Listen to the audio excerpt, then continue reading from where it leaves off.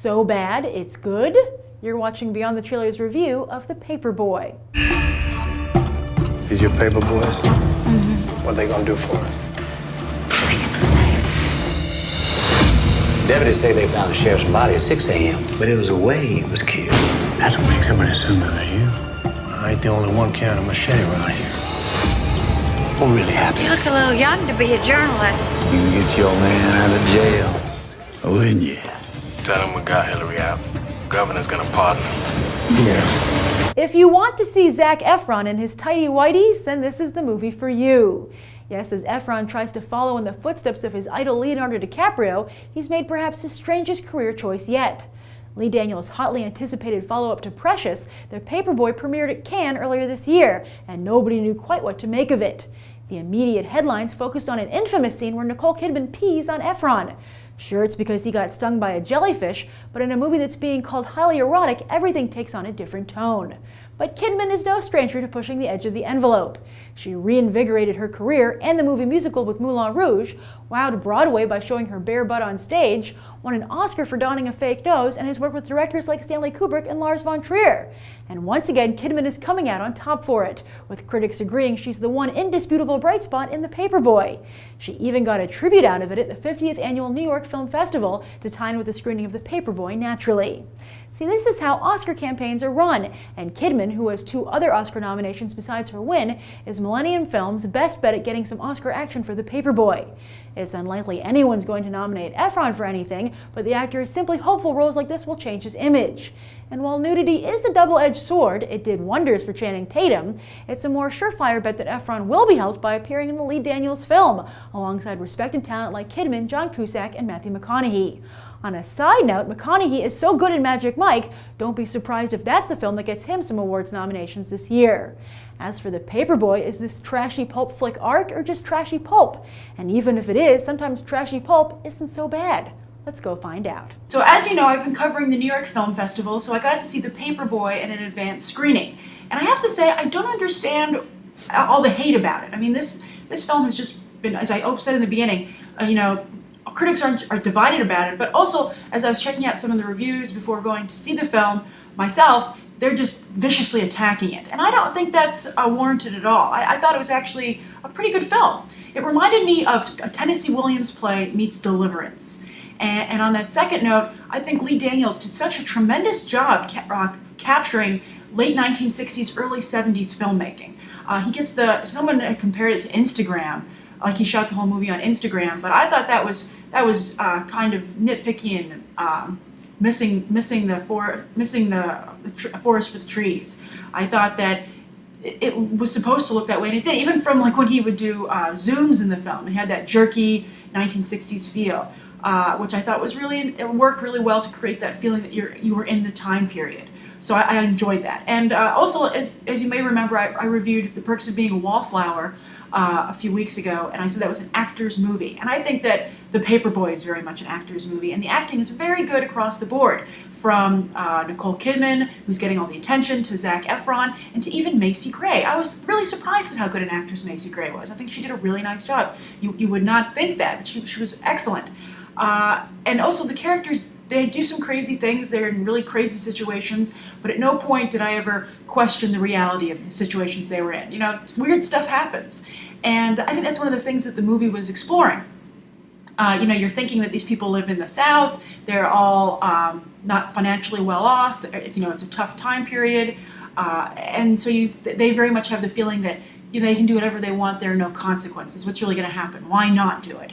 And I think the movie, I was thinking about that, about what it must be like to feel that free and not feel that there will be any repercussions. But then it occurred to me that, as you'll see in the film, there are very serious repercussions. And also you'll see that John Cusack's character and his family are alligator hunters, and the swamp where they live is very crucial to the finale of the film. So I haven't quite figured out what it is yet, but I feel there's some kind of metaphor going on there.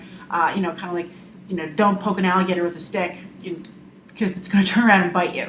So I thought that part was very good. Back to the acting, everyone was very, very good. Matthew McConaughey was also good. This has been a very good year for Matthew McConaughey with Magic Mike. I thought he was really good in Magic Mike, as I said in the open, and he does a very nice job here. He and Zac Efron are really touchingly believable as brothers. As for Zac Efron, he does spend an incredible amount of the movie in his underwear, in tighty whities, and he's pretty much naked. Because tighty whities, as we all know, don't really offer any coverage. But it was interesting to see a male actor portrayed so much as eye candy. Usually that's reserved for young actresses. And you could argue that Magic Mike does that, but Magic Mike was very, was empowering. They were very in control of their stripping and how they presented themselves. And Zac Efron is incredibly vulnerable in this film, and he did it really well. That said, though, I don't really know what it's going to do for his career. I think that as I said, Leonardo DiCaprio is an idol of his. He's trying to follow in his footsteps, but DiCaprio went out of his way never to trade on his looks, and I feel that Zac Efron, that's all he's doing here. So that was an interesting choice. I don't know how it's going to serve him down the line, but it should be noted that he did a nice job with the acting. I mean, he played that character very believable, and he really got the guy's emotional state down just perfectly. Nicole Kidman, of course, as I said, they have a gala tribute to her, a lot of awards buzz, and she did a very nice job making a character that I feel a lot of people wouldn't have sympathy for if they read about them like on the news, like, there's this woman who writes to prisoners, and everybody would be like, she's crazy. But I think that Nicole Kidman made her extremely sympathetic, and there's a scene in the film when she first meets Matthew McConaughey and Zac Efron, and she has to walk in these heels across like a lawn, that's not paved, and just the way she did it was just so perfect. There was just something about it that stood out. She just captured it perfectly. I mean, it's hard enough to walk in high heels, but to be able to act in high heels and create a character's walk in them, I thought that was pretty impressive. So the film, from an acting standpoint, very good. Also, back to the Zac Efron thing, he spends his entire time in his underwear in the film, and in that way I think it's a little bit of a tease, because the film, I wouldn't say it's graphic, it's R-rated. It's a hard R. You're not going to see anything worse than you see on Showtime or HBO. But in terms of Zac Efron, he and Nicole Kidman, when they get to their big scene, they fade away. And it seems very much like a tease, like a cheat. Because that scene, as you'll see when you watch the film, ends up being so important to both characters. So it's like, why would you choose now to fade away? We've been looking at Zac Efron the entire film, and Nicole Kidman, everybody. So that just seemed like an odd choice from Lee Daniels. But I really did enjoy the film. I think, I don't know if it's worth seeing in theaters. I think you could rent this film, you would still get the same experience. But if you're a fan of any of the actors, I think it's worth seeing. Especially if you're interested in seeing them grow.